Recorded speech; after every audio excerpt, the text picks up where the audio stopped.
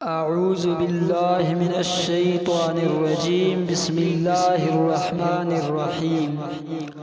حدیث شریف میں ہے، رسول اللہ صلی اللہ علیہ وسلم نے فرمایا کہ بچہ جب تک بالغ نہیں ہوتا اس کے نیک عمل اس کے والد یا والدین کے حساب میں لکھے جاتے ہیں، اور جو کوئی برا عمل کرے تو وہ نہ اس کے حساب میں لکھا جاتا ہے نہ والدین کے۔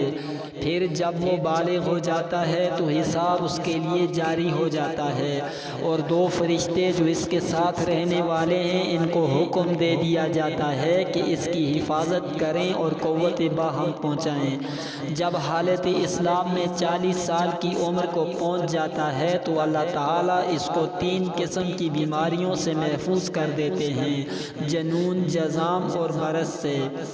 جب 50 سال کی عمر کو پہنچتا ہے تو اللہ تعالیٰ اس کا حساب ہلکا کر دیتے ہیں۔ جب 60 سال کی عمر کو پہنچتا ہے تو اللہ تعالیٰ اس کو اپنی طرف رجوع کی توفیق دے دیتے ہیں۔ جب 70 سال کو پہنچتا ہے تو سب آسمان والے اس سے محبت کرنے لگتے ہیں،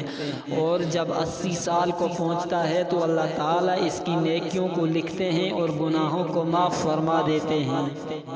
پھر جب 90 سال کی عمر ہو جاتی ہے تو اللہ تعالیٰ اس کے سب اگلے پچھلے گناہ معاف فرما دیتے ہیں، اور اس کو اپنے گھر والوں کے معاملے میں شفاعت کرنے کا حق دیتے ہیں، اور اس کی شفاعت قبول فرماتے ہیں، اور اس کا لقب امین اللہ اور اسیر اللہ فی الارض یعنی اللہ کا معتمد اور زمین میں اللہ کا قیدی ہو جاتا ہے، کیونکہ اس عمر میں پہنچ کر عموماً انسان کی قوت ختم ہو جاتی ہے، کسی چیز میں لذت نہیں رہتی، قیدی کی طرح عمر گزارتا ہے، اور جب انتہائی عمر کو پہنچ جاتا ہے تو اس کے تمام وہ نیک عمل نامہ اعمال میں برابر لکھے جاتے ہیں جو وہ اپنی صحت و قوت کے زمانے میں کیا کرتا تھا، اور اگر اس سے کوئی گناہ ہو جاتا ہے تو وہ لکھا نہیں جاتا۔ وما علینا الا البلاغ المبین۔